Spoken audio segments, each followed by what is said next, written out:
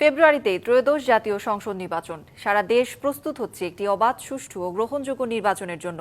কি ভাবছেন সাধারণ মানুষ থেকে শুরু করে আগামীর জনপ্রতিনিধিরা? সে কথা জানাতেই ডিবিসি নিউজের ইলেকশন এক্সপ্রেস ছুটে যাচ্ছে সব সংসদীয় আসনে। এখন রয়েছে সংসদীয় আসন 48, নওগাঁ 3-এ। সিএসআরএম ডিবিসি ইলেকশন এক্সপ্রেসে আমরা আছি নওগাঁ 3 আসনে। আপনারা জানেন যে নওগাঁ 3 আসন বদলগাছি এবং মহাদেবপুর দুটি উপজেলা নিয়ে। আমরা আগেই জানিয়েছিলাম দুটি উপজেলাতে জনসংখ্যা হচ্ছে 5,15,000-এর বেশি এবং এখানে মোট ভোটার 4,20,000। এর মধ্যে আমরা আগেই জানিয়েছিলাম যে নারী ভোটারের সংখ্যা বেশি। তো আমার সাথে এই মুহূর্তে যুক্ত হয়েছেন বিএনপির বদলগাছি উপজেলার সভাপতি ফজলে হুদা বাবুল। আপনাকে স্বাগত জানাচ্ছি সিএসআরএম ডিবিসি ইলেকশন এক্সপ্রেসে। তো আমরা জানতে চাইবো, এত বিপুল সংখ্যক যে ভোটার আপনার, সেই ভোটারদের জন্য আপনার কি ভাবনা, নতুন করে কিছু ভেবেছেন কিনা? দেখুন, অনেক জ্ঞানের কথা, নতুন করে অনেক কিছু বলা যাবে, বাট সিম্পল কথা হচ্ছে ভোটারদের জন্য, ভোটারদের প্রাথমিক কথা হচ্ছে যে তাদের যে মৌলিক চাহিদাগুলো, সেটা হচ্ছে যে খাদ্য, বস্ত্র, বাসস্থান, এবং এখন যেটা নতুন প্রজন্মের যে আকাঙ্ক্ষা, সেটা হচ্ছে ভোটারদের জন্য নতুন প্রজন্মকে তৈরি করার জন্য যে স্টেপগুলো, এটার মধ্যে প্রথম স্টেপ হতে পারে, আমি মনে করি এই আসনের সবচেয়ে বড় একটা প্রবলেম হচ্ছে, এটা সামগ্রিক বাংলাদেশেই, সেটা হচ্ছে মাদক।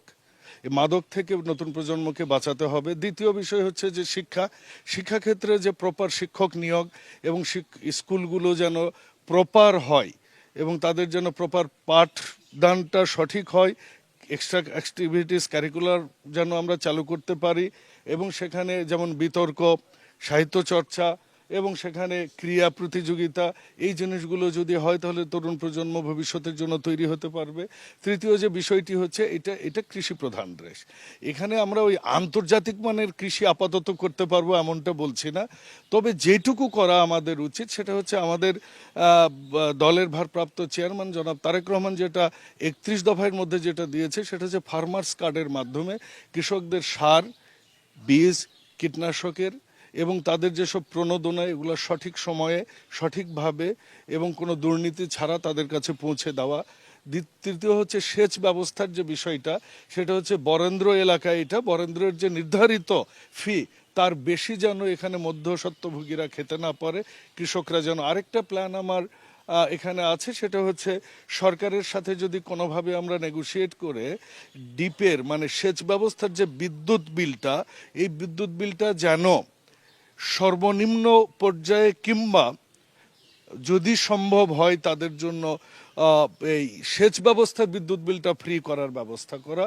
তৃতীয়ত হচ্ছে যে আমাদের এখানে এখন প্রত্যেকটা জায়গায় আপনি জানেন যে বিদ্যুতায়ন আছে, কিন্তু বিদ্যুৎ বিল এত বেশি যে গরিব মানুষরা হাঁপায় ওঠে, বিশেষ করে ভ্যান চালকরা, রিক্সা চালকরা এবং প্রান্তিক কৃষকরা এবং আপনার কৃষি শ্রমিক যারা, তারা তো এদের জন্য হয়তো 2টা বাল্ব বা একটা ফ্যানের বিল মৌকুব করা, এরকম স্কিপ দিয়ে আমরা লোকাল পর্যায়ে। আমি যতটুকু জানি আপনি বিপদের সময় আপনি নেতাকর্মীদের পাশে থেকেছেন, একটা গুডউইল আছে আপনার, কিন্তু যারা দুষ্ট নেতাকর্মী আছে, বিশেষ করে চাঁদাবাজির সাথে জড়িত, তাদের কি শাসন করেছেন কখনো, নাকি শুধু আদরেই সীমাবদ্ধ ছিলেন? প্রথম কথা শোনেন, পুরো নওগাঁ জেলার মধ্যে আমার এই জেলাতেই, এই আমার পাশে যে আমার সেক্রেটারি, সিনিয়র সহসভাপতি, জয়েন্ট সেক্রেটারি যারা আছেন, এরা সবাই কিন্তু দ্রুত বিচার আইনে জেল খাটালো। বিস্ফোরক মামলাও আমার সাথে জেলে ছিল, সেটা দ্রুত বিচার আইনে মামলা। শুধু এখানে নেতারা এত বেশি অত্যাচারিত হয়েছে যে কল্পনাতীত, এত মামলা, এত হামলা তারা শিকার হয়েছে, এত নির্যাতনের শিকার হয়েছে, এটা কল্পনাতীত। কিন্তু তারপরও বদলগাছির নেতাকর্মীরা এতটা ভালো অবস্থায় ছিল, 2-4টা যে কথা আপনারা বলেছেন, আমরা বহিষ্কার পর্যন্ত করেছে। সবশেষ প্রশ্ন, এখানকার 4বার আওয়ামী লীগ নির্বাচিত হয়েছিল, 4বার বিএনপি নির্বাচিত হলো, এখন নতুন প্রেক্ষাপট, কি ভাবছেন এই আসনকে নিয়ে আপনি? আওয়ামী লীগ আসলে কোনোদিন নির্বাচিত হয়নি, নির্বাচিত সরকারি যন্ত্র দ্বারা করানো হয়েছে। এইটা বিএনপির আসন। এখানে হিন্দু, বৌদ্ধ, মুসলমান, খ্রিস্টান, জাতি, ধর্ম, বর্ণ নির্বিশেষে সবাই ধানের শীষ চিনে এই আসনকে। 1, 2, সেটা হচ্ছে যে আমাদের দলের প্রতিষ্ঠাতা শহীদ প্রেসিডেন্ট জিয়াউর রহমান কিন্তু এই আসনে এসেছিলেন। উনি মহাদেবপুর থেকে হেঁটে চান্দাসি ইউনিয়নে গিয়েছিলেন। কাজে শহীদ প্রেসিডেন্ট জিয়াউর রহমানের একটা ছায়া ছোঁয়া এবং ভালো লাগা ভালো সেই মানুষগুলোর পরম্পরা এখনো সেই কথাগুলো বলে। আপনাকে অনেক ধন্যবাদ আমাদের সাথে সংযুক্ত হওয়ার জন্য। আপনারা শুনছিলেন নওগাঁ ৩ আসনের যে সম্ভাব্য প্রার্থী, উনি তার স্বপ্নের কথা বললেন।